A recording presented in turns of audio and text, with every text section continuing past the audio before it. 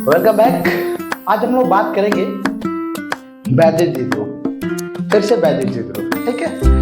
तो पिछले वीडियो में हम लोग डिस्कस किया था वैद्युत द्विध्रुव के अच्छी निरक्षी और किसी भी अदर बिंदु पर वैद्युत क्षेत्र के। लेकिन आज हम लोग बात करने वाले हैं वैद्युत द्विध्रुव को यदि किसी एक समान वैद्युत क्षेत्र में रखा जाए, ठीक है, एक समान वैद्युत क्षेत्र में रखा जाए तो उस पर लगने वाला वैद्युत बल, ठीक है। तो एक समान वैद्युत क्षेत्र क्या होता है और असमान वैद्युत क्षेत्र क्या होता है, ये पहले जानिए। पिछले वीडियो में हम लोग बताया है, हमारे जो वैद्युत क्षेत्र की वीडियो होगी उसे आप देख सकते हैं, लेकिन फिर भी हम आज आपको बताते हैं वैद्युत क्षेत्र होता क्या है। वैद्युत क्षेत्र एक ऐसा क्षेत्र होता है, काल्पनिक क्षेत्र होता है, जिसमें कोई अन्य दूसरा आवेश कि अन्य कोई भी दूसरा आवेश, चाहे वो धनावेश हो या ऋणावेश हो, उससे लेना देना नहीं है ना। वो प्रवृत्ति के ऊपर डिपेंड करेगा कि वो कैसा है, ठीक है। तो कोई भी अन्य आवेश किसी वैद्युत ऐसा क्षेत्र जिसमें कोई अन्य आवेश आकर्षण बल तथा प्रतिकर्षण बल का अनुभव कर पाए, वह क्षेत्र क्या कहलाता है, वैद्युत क्षेत्र कहलाता है। अब ये वैद्युत क्षेत्र दो प्रकार के होते हैं, एक होता है समान वैद्युत क्षेत्र, एक होता है असमान वैद्युत क्षेत्र।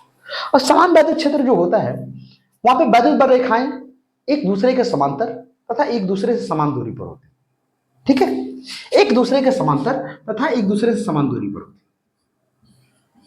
देखिए ये सब एक समान वैद्युत क्षेत्र है, एक समान वैद्युत क्षेत्र है। ये जितनी भी मैग्नेटिक लाइन है, ये जो भी वैद्युत बल रेखाएं हैं, ये सभी के सभी एक दूसरे के समांतर हैं और तथा एक दूसरे से क्या है, समान दूरी पर, ठीक है। तो इसे हम एक समान वैद्युत क्षेत्र कह सकते हैं। लेकिन असमान वैद्युत क्षेत्र क्या होता है, असमान वैद्युत क्षेत्र वो होता है जहां पे वैद्युत बल रेखाओं की जो डिस्टेंस है वो निरंतर बदलती रहती है। देखिए यहाँ पे जैसे जैसे हम इससे दूर जा रहे हैं वैसे वैसे वैद्युत बल रेखाओं की जो दूरी है, डिस्टेंस है, वैद्युत बल रेखाओं के बीच की दूरी, वो क्या हो रही है, बढ़ती जा रही है। और जैसे जैसे वैद्युत बल रेखाओं के बीच की दूरी बढ़ेगी वैसे वैसे वैद्युत क्षेत्र क्या होगा, कमजोर होता जाएगा। और जैसे जैसे वैद्युत बल रेखाएं पास पास होंगी वैसे वैसे वैद्युत क्षेत्र क्या होगा, प्रबल होगा। ये काल्पनिक वैद्युत बल रेखाएं होती हैं, ये वास्तविकता में होती नहीं है, लेकिन ये वैद्युत बल रेखाओं को हम वैद्युत क्षेत्र की डिफिनेशन को, वैद्युत क्षेत्र की इंटेंसिटी को रिप्रेजेंट करने के लिए, डिफाइन करने के लिए हम इनको दर्शाते हैं, कल्पना कर लेते हैं, मान लेते हैं। ये हमारी कोरी कल्पना है। पूरी भौतिकी जो है वो कल्पना पर ही आधारित है। जब हम किसी चीज की कल्पना करते हैं तो जो हम सोच सकते हैं उसे हम प्राप्त भी कर सकते हैं, ठीक है। ये भौतिकी का निर्देश है। तो ये कल्पना है, लेकिन इसके थ्रू हम वैद्युत क्षेत्र को क्या करते हैं, डिफाइन कर पाते हैं। तो आइए हम लोग देखते हैं आज एक समान वैद्युत क्षेत्र में स्थित वैद्युत द्विध्रुव आघूर्ण पर बल युग्म आघूर्ण, ठीक है। हेडिंग हमारी होगी, हेडिंग होगी एक समान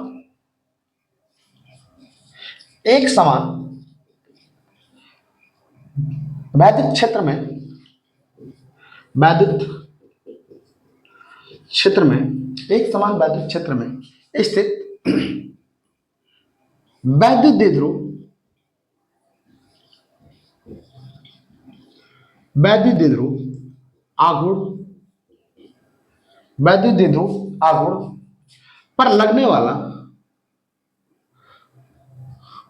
पर लगने वाला बल युग्म आघूर्ण,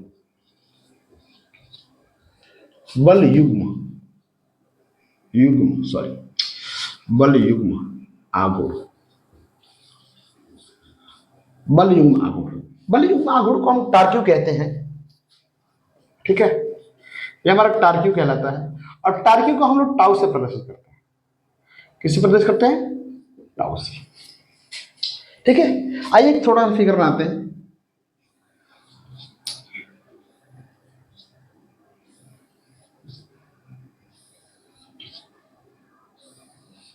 ये हमारा एक समान वैद्युत क्षेत्र हो गया, ठीक है। इस वैद्युत क्षेत्र को हम कहते हैं वेक्टर ई।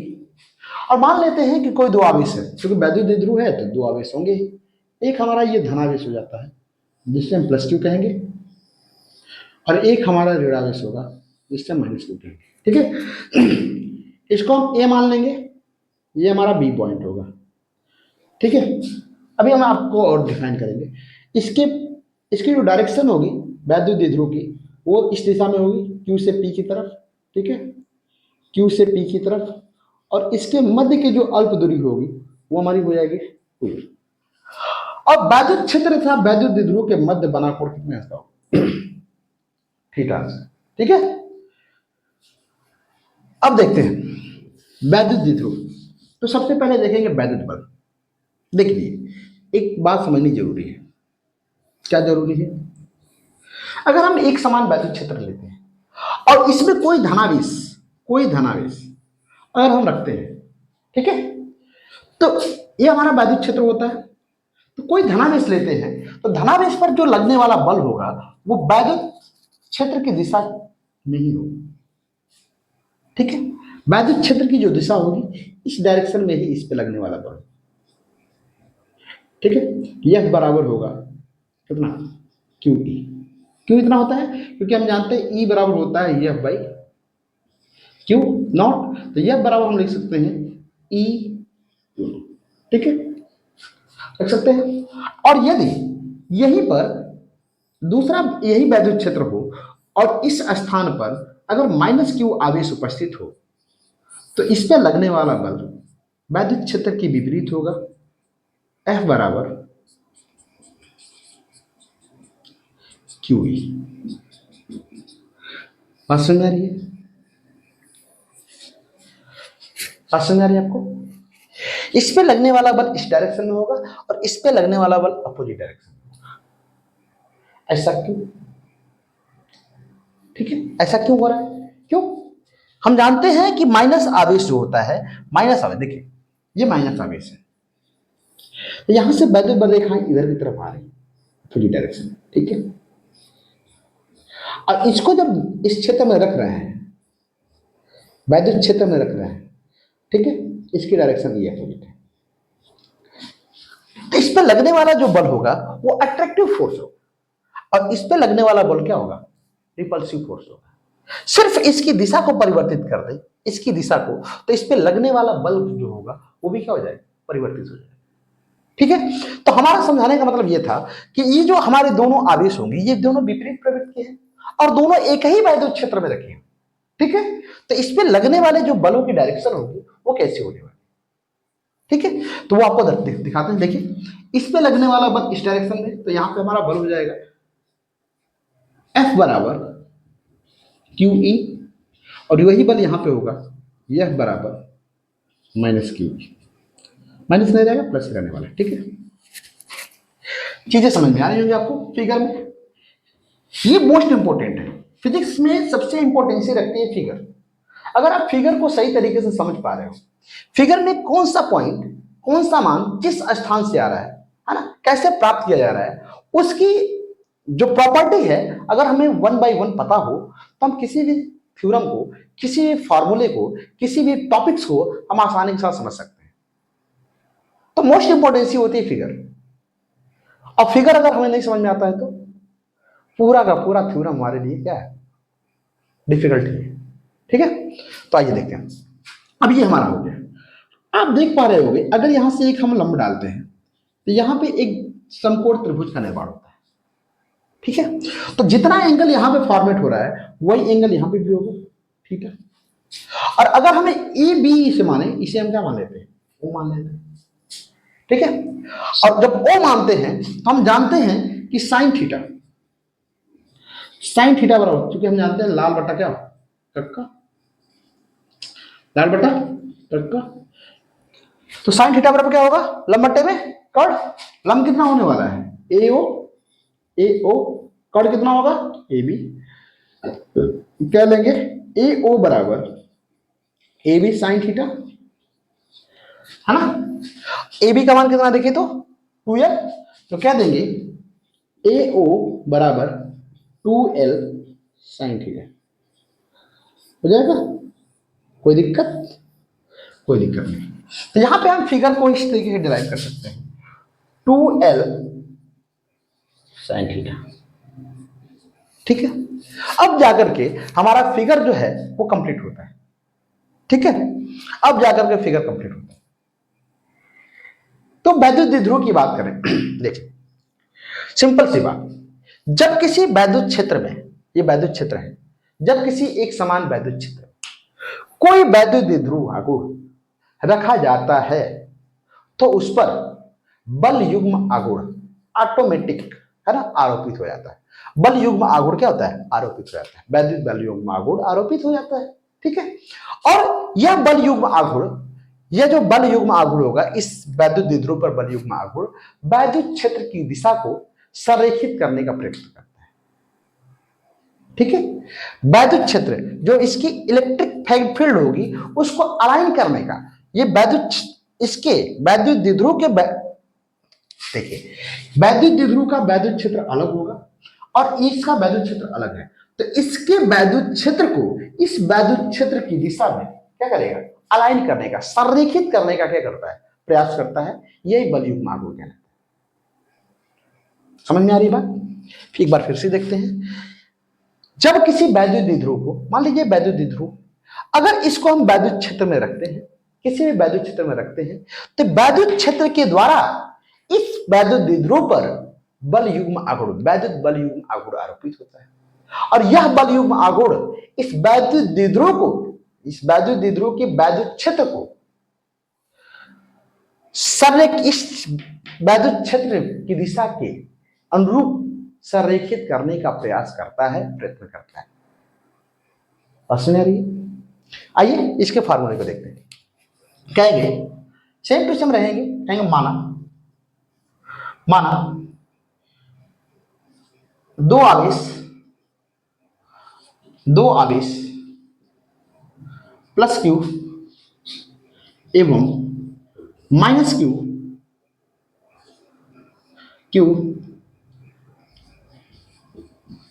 एक दूसरे से अल्प दूरी 12 पर स्थित है, जो वैद्युत द्विध्रुव का निर्माण करते हैं।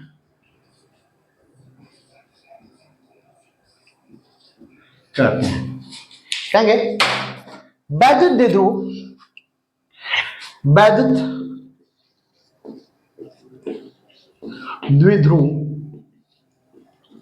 को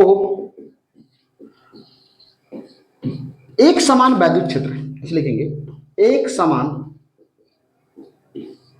बाह्य वैद्युत क्षेत्र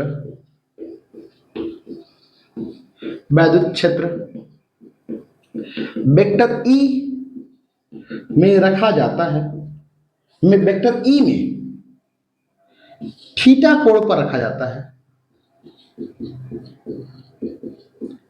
थीटा कोण पर रखा जाता है। तो प्लस क्यू आवेश पर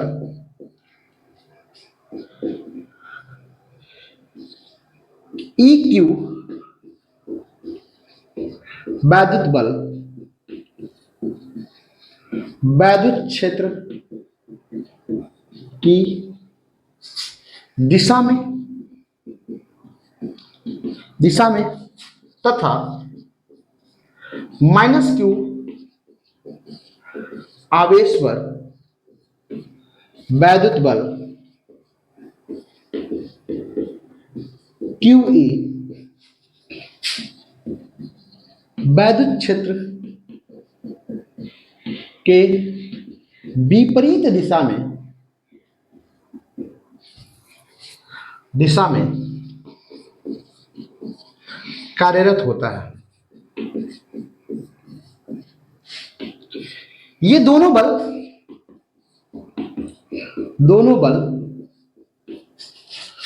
एक दूसरे के बराबर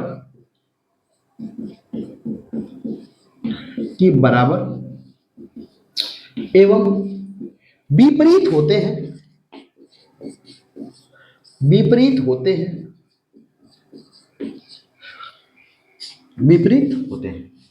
एक दूसरे के बराबर। देखिए ये दोनों बल एक दूसरे के बराबर है परंतु विपरीत है, इनके डायरेक्शन अपोजिट है, एक दूसरे के क्या है? अपोजिट है। क्यों? क्योंकि आवेश की प्रवृत्ति के कारण, ये माइनस आवेश है, ये क्या है? प्लस आवेश। ठीक है, तो कहेंगे वैद्युत द्विध्रुव पर बल युग्म आघूर्ण, बल युग्म आघूर्ण टाउ, बल युग्म आघूर्ण को टाउ से ही प्रदर्शित करते हैं। टाउ वैद्युत द्विध्रुव के वैद्युत क्षेत्र को संरेखित करने का प्रयास करता है,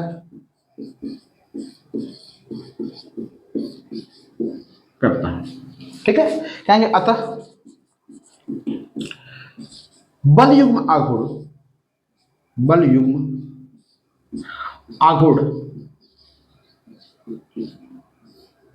बल युग्म आघूर्ण बराबर, देखिए बल युग्म आघूर्ण जो होता है, वैद्युत द्विध्रुव के दो आवेश होते हैं, तो दोनों आवेशों में से किसी भी एक आवेश, चाहे इस आवेश की बात करें चाहे इस आवेश की, किसी भी एक आवेश पर लगने वाले वैद्युत बल, किसी एक आवेश पर लगने वाले वैद्युत बल तथा ये जो इसकी रेखा है ना, ये जो दोनों आवेशों के मध्य की इसके अलाइन रेखा, जो संरेखित रेखा है, इसके बीच की लंबवत दूरी, इन दोनों आवेशों के बीच की लंबवत दूरी के गुणनफल के बराबर होता है, ठीक है। तो एक आवेश कहेंगे, एक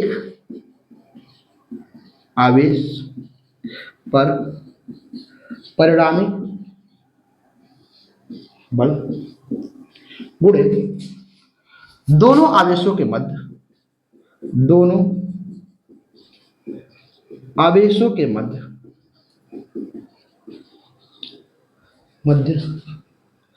लंबवत दूरी,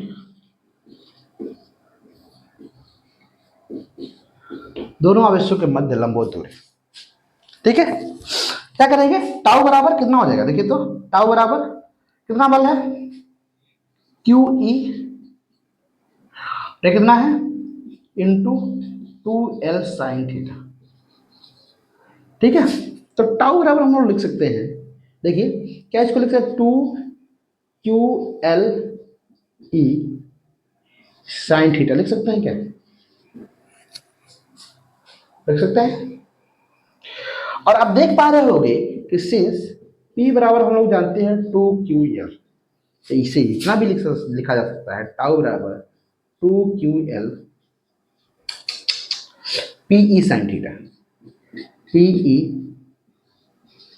साइन थीटा, ये भी लिखा जा सकता है ना, टाउ बराबर PE साइन थीटा। ये अदिश रूप है, अब इसका सदिश रूप लिखने वाले हैं, ठीक है। अब इसका हम लोग सदिश रूप लिखेंगे। सदिश रूप क्या होता है,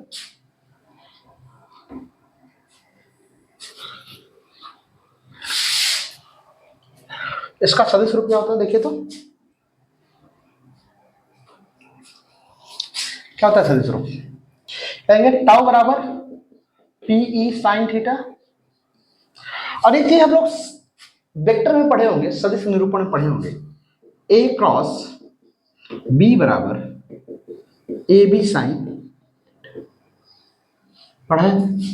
तो देखिए ये सेम टू सेम ऐसा ही होने वाला है, क्यों, क्योंकि P भी वेक्टर क्वांटिटी है, सदिश राशि है, और E भी क्या है, सदिश राशि है। तो हम लिखेंगे टाउ बराबर, ये हमारा एक समीकरण बनेगा, याद रहे समीकरण नंबर 1, टाउ बराबर P cross E according to this, ठीक है।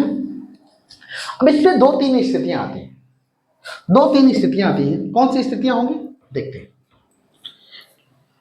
ठीक है, देखते हैं। विशेष स्थिति आती है,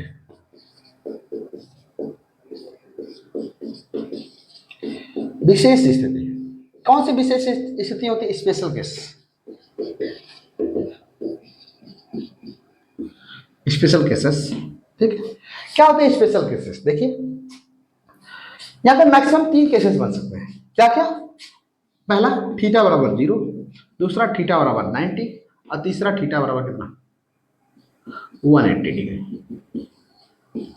ये 3 केसेस बनेंगे, मात्र 3 केसेस। ठीक है, तो पहला कहेंगे प्रथम स्थिति में, प्रथम स्थिति लिखते हैं। प्रथम स्थिति की बात करें तो कहेंगे थीटा बराबर 0। जब थीटा बराबर क्या हो 0,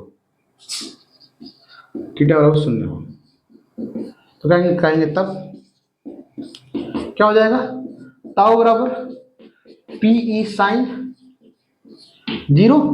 और साइन 0 का मान कितना होता है बच्चों? साइन 0 का मान 1 कितना? बताइए, ट्रिग्नोमेट्री में हमने बताया था, और ना 0 होता है, याद रहे। टाउ बराबर कितना कहेंगे, पी ई इंटू 0। जबकि इस संख्या में 0 का हम गुणा करते हैं तो कितना आएगा, 0 के 1 0। ठीक है, यहाँ पे टाउ का मान 0 आता है। दूसरी स्थिति में बात करेंगे, द्वितीय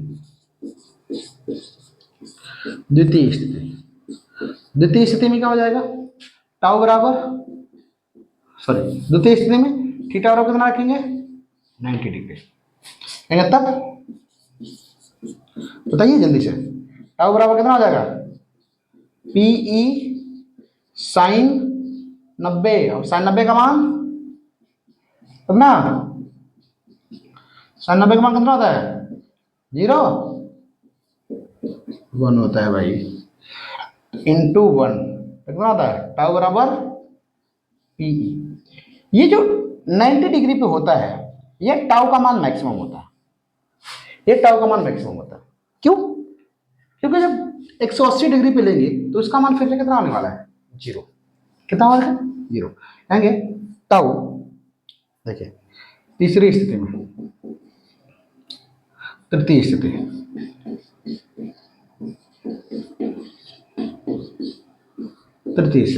क्या हो जाएगी, थीटा बराबर कितना होगा 180, 180 और 180 अंश होगा तो कितना हो जाएगा, कितना, टाउ बराबर फिर से पी ई साइन 180।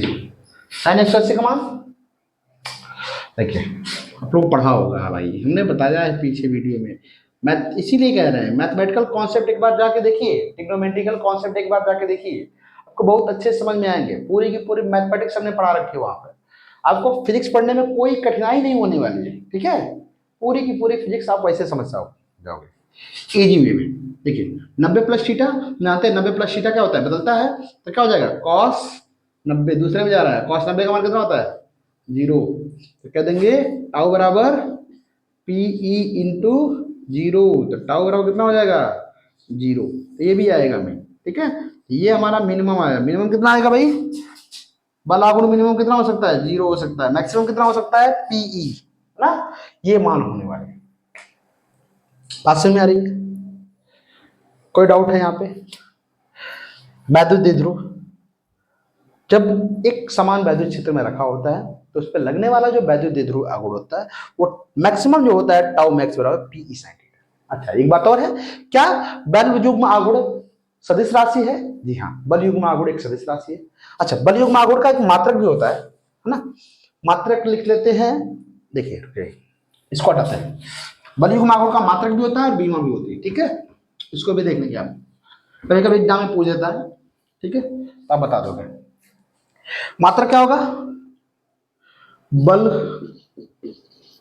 युग्म आघूर्ण का मात्रक। क्या होता है मात्रक? ठीक है, ये क्या है वैद्युत द्विध्रुव और ये क्या है वैद्युत क्षेत्र। तो वैद्युत द्विध्रुव और वैद्युत क्षेत्र, वैद्युत द्विध्रुव का मात्रक क्या होता है कूलाम मीटर।